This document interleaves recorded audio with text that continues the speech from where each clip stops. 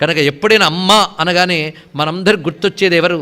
మనం ఎవరి వల్ల కలిగాము అంటే మనకు కారణమైనది, మనకి పోషకమైనది, మనల్ని రక్షించేది, మన మీద నెపం చూడకుండా ప్రేమ కలిగేది అమ్మ. అంతే కదండి.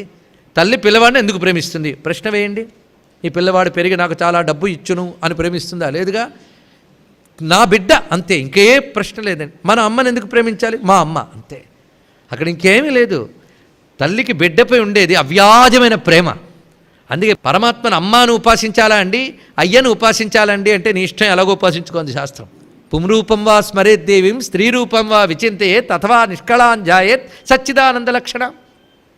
ఆవిడ పురుష రూపంలోనూ స్త్రీ రూపంలోనూ నీ ఇష్టం, కానీ అమ్మ అని పిలవడం గొప్పదండి.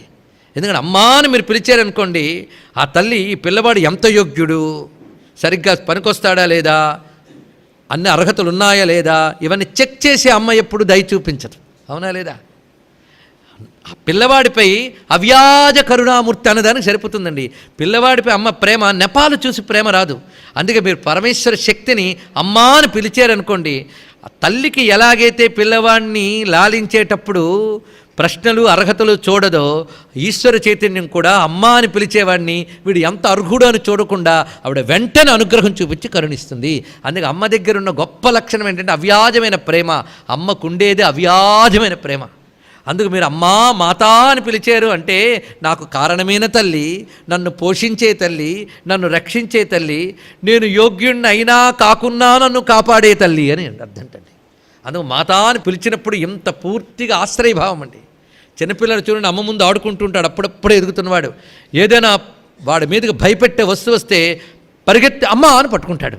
అలాగ శ్రీమాత అనగానే ఆశ్రయమైన తల్లిని ఆశ్రయించామని భావం కలుగుతుంది. ఆ మాత అనే పిలుపులో ఉన్న భావం తెలిసి ఈ మొదటి నామం అనగలిగితే ఇంకేం కావాలండి? సాధారణంగా పిల్లాడు ఎంత ముద్దొచ్చినా ఆ పిల్లాడిని చూడడానికి ఎవరో పక్కింటి వాళ్ళు వెళ్ళారనుకోండి, ఆ పిల్లాడు బురదలో పొర్లుతూ ఉంటే అమ్మా మీ బిడ్డ బాగున్నాడమ్మా అంటారు, కానీ ఎత్తు ముద్దాడరు. వాళ్ళు ఏం చేయాలి? ఆ పిల్లాడికి స్నానం చేయించాలి, మళ్ళీ మంచి బట్టలు తొడగాలి, అప్పుడు ఇవ్వండి ఎవడైనా ముద్దాడతాడు. సృష్టిలో ముద్దాడడానికి వచ్చిన వాళ్ళకి మీ పిల్లల్ని బాగా తయారు చేసి ఇవ్వాలి. కానీ పిల్లాడు బురదలో పొర్లుతూ ఉంటే ఎవ్వరూ ముద్దాడరు. బురదలో పొర్లాడుతున్న బిడ్డని ముందు ఎత్తుకుని శుభ్రం చేసి ముందు వెనక కూడా ముద్దాడగలిగేది అమ్మ మాత్రమే. అందుకు మీరు శ్రీమాత అని పిలిస్తే నిజంగా పాపపు బురదలో మనం పొర్లుతూ ఉంటే ఆ బురద కూడా కడిగి మనల్ని ఎత్తుకుని అనుగ్రహిస్తుందండి. అందుకు ఆ మాత అనే నామం అన్నప్పుడు ఈ భావం మనం పెట్టుకుని అంటే నన్ను నువ్వు బాగు చేసి మరీ లాలిస్తావమ్మా.